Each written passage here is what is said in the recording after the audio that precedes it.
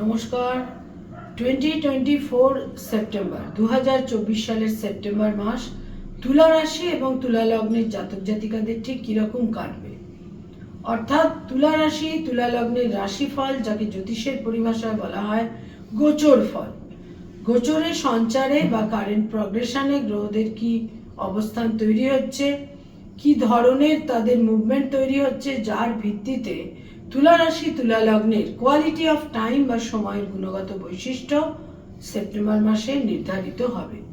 তুলা রাশি তুলা লগ্ন সাইন লিব্রা ন্যাচারাল জোডিয়াকের, যেটা 7th হাউস বা সপ্তম ঘর।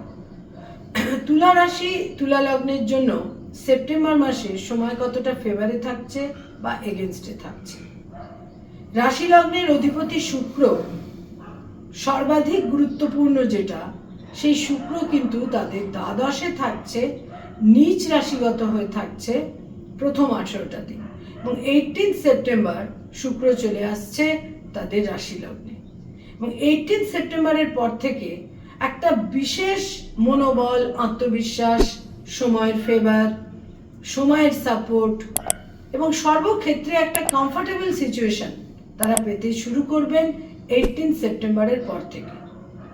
একাদশে 11th হাউসে রবি থাকছে প্রথম 16টা দিন, যেটাও যে অবস্থানও কিন্তু বিশেষ শুভ বলা যায়। এবং 16 সেপ্টেম্বর রবি চলে আসবে তাদের দ্বাদশে। বুধ হচ্ছে তুলা রাশি তুলা লগ্নের আরেকটি গুরুত্বপূর্ণ গ্রহ, এবং বুধ হচ্ছে তাদের নবমের অধিপতি, এবং এই নবমের অধিপতি বুধ তাদের দশমে থাকছে প্রথম 4টে দিন, এবং দশমে থাকছে প্রথম 4টে দিন, এবং তারপর বুধ চলে আসছে তাদের দশম থেকে বুধ চলে আসছে তাদের একাদশে। বুধ চলে আসছে তাদের একাদশে 4th সেপ্টেম্বর বুধ তাদের একাদশে সঞ্চার করবে, এবং এখানে একাদশে বুধ 4th সেপ্টেম্বর থেকে বুধ তাদের 23rd সেপ্টেম্বর পর্যন্ত তাদের 11th হাউসে বা একাদশে বুধ অবস্থান করে থাকবে। এবং 4th সেপ্টেম্বর থেকে 16th সেপ্টেম্বর পর্যন্ত রবি এবং বুধ ভাগ্যপতি এবং তার সঙ্গে একাদশের অধিপতি তাদের এই একাদশেই অবস্থান করে থাকবে, যেটা কিন্তু একটা অত্যন্ত শুভ ফল দিতে চলেছে। আর এছাড়া যেটা রয়েছে, তাদের দ্বাদশে কেতু থাকছে সারা মাস, এবং ষষ্ঠে রাহু থাকছে পুরো মাসটাই, পঞ্চমে পঞ্চমপতি শনি বক্র গতিতে পুরো মাস থাকছে, অষ্টমে 8th হাউসে থাকছে বৃহস্পতি পুরো মাস, আর নবমে 9th হাউসে দ্বিতীয় এবং সপ্তমের অধিপতি মঙ্গল তাদের নবমে বা 9th হাউসে অবস্থান করে থাকছে। এই হচ্ছে মোটামুটি গ্রহ অবস্থান তুলা রাশি এবং তুলা লগ্নের জন্য সেপ্টেম্বর মাসে। এবং এই সেপ্টেম্বর মাসে তুলা রাশি তুলা লগ্নের জাতক জাতিকারা এবার কি ধরনের রেজাল্ট বা ফলাফল পেতে চলেছেন। প্রথম 2টি সপ্তাহ হেলথের ক্ষেত্রে বিশেষ শুভ বলা যাচ্ছে না, এবং প্রথম 2টি সপ্তাহে কিন্তু বিশেষ করে যাদের চোখের সমস্যা রয়েছে, যারা ডায়াবেটিক, যাদের কোনো রকম ইউটিআই জনিত সমস্যা রয়েছে, যে সমস্ত জাতকের কোনো প্রস্টেট গ্ল্যান্ড জনিত সমস্যা রয়েছে, তাদের জন্য কিন্তু বিশেষ করে বলবো প্রথম 2টি সপ্তাহ বিশেষ অনুকূল নয়, বিশেষ শুভ নয়। এবং চন্দ্র তাদের দশমের অধিপতি, 10th লর্ড, এই চন্দ্র কিন্তু তাদের দশমের অধিপতি হয়ে এই চন্দ্র একটি খণ্ডগ্রাস চন্দ্রগ্রহণ সংগঠিত করবে তাদের 6th হাউসে বা ষষ্ঠ ঘরে। একটি খণ্ডগ্রাস চন্দ্রগ্রহণ সংগঠিত হবে, এবং এর ফলে যেটা বিশেষ দেখা যাবে সেটা হচ্ছে যে তাদের ইমোশনাল মাইন্ডে কিছু ডিস্টারবেন্স তৈরি হতে পারে, এবং কর্মজীবনে আকস্মিকভাবে কোনো গোলযোগও কিন্তু তৈরি হতে পারে। এবং পরিবারে কোনো ফিমেল যে মেম্বাররা রয়েছেন বা মাতৃস্থানীয় ব্যক্তিত্ব বা মহিলা যে সমস্ত ব্যক্তিত্ব রয়েছেন পরিবারে বা সদস্য রয়েছেন, সেখানে কোনো তাদের স্বাস্থ্যহানি বা সেখানে কোনো সমস্যা ইত্যাদি কিন্তু তৈরি হতে পারে। তুলা রাশি এবং তুলা লগ্নের জাতক জাতিকাদের ক্ষেত্রে তাদের আয়ের ক্ষেত্র বা ইনকামের ক্ষেত্র কিন্তু বেশ শুভ থাকছে এই মাসে অ্যাটলিস্ট প্রথম দুটি সপ্তাহ আয় ভাব বা ইনকামের ক্ষেত্র যথেষ্ট শুভ থাকছে, কিন্তু থার্ড উইক থেকে ব্যয়ভাব বিশেষ বৃদ্ধি পাবে। থার্ড উইক এবং ফোর্থ উইকে ব্যয়ের একটা প্রাবল্য তৈরি হচ্ছে। যাদের তুলা রাশি তুলা লগ্নের জাতক জাতিকা, যারা স্টুডেন্ট বা ছাত্রছাত্রী, তাদের ক্ষেত্র যথেষ্ট শুভ।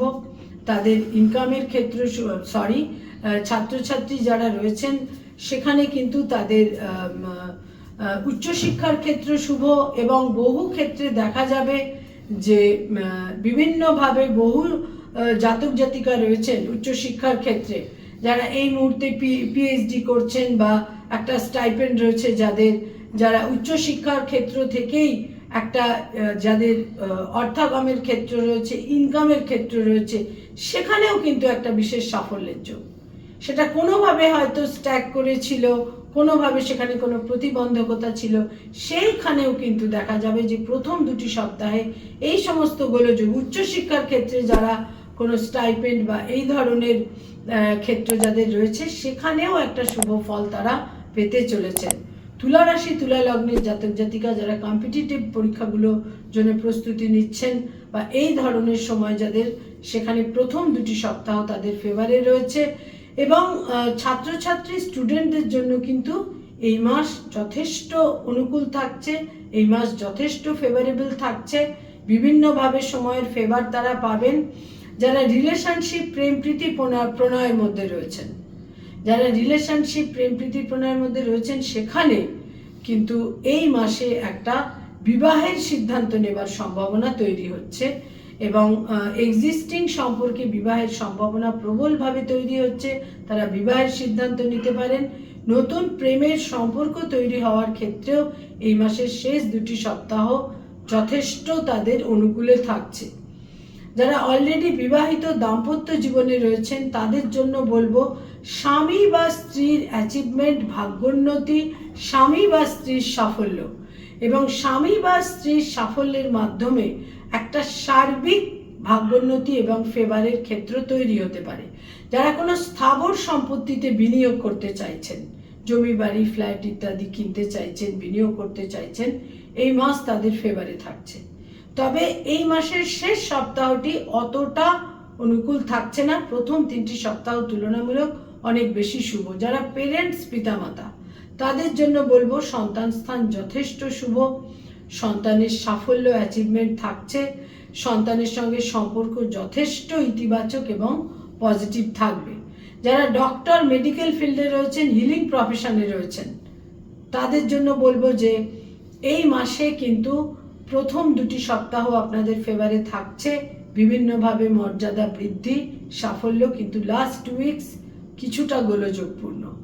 যারা আইনজীবী, আইনি পরামর্শ দিয়ে থাকেন, সেক্ষেত্রে বলবো শেষ সপ্তাহটি 18th পর কিন্তু আপনাদের জন্য সময় বিশেষ শুভ।